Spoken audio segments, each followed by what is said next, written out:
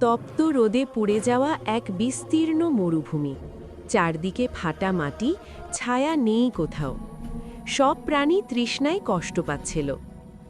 হঠাৎ আকাশে ডানা ঝাপটানোর শব্দ। নেমে এলো এক রঙিন সবুজ টিয়া। সবাই তাকে ডাকত লেবু পাখি, যার কাছে ছিল টক মিষ্টি লেবুর শরবত। প্রাণীদের কষ্ট দেখে লেবু পাখি সিদ্ধান্ত নিল কিছু একটা করবে। পরদিন সে ঝুড়ি ভর্তি টাটকা লেবু নিয়ে ফিরে এলো। মৃদু কণ্ঠে বলল, চলো মরুভূমিকে আবার বাঁচাই।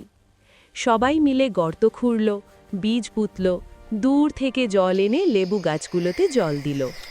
কিছুদিন পর অবিশ্বাস্য, শুকনো মরুভূমির মাঝেই গজিয়ে উঠল অজস্র সবুজ লেবুর গাছ।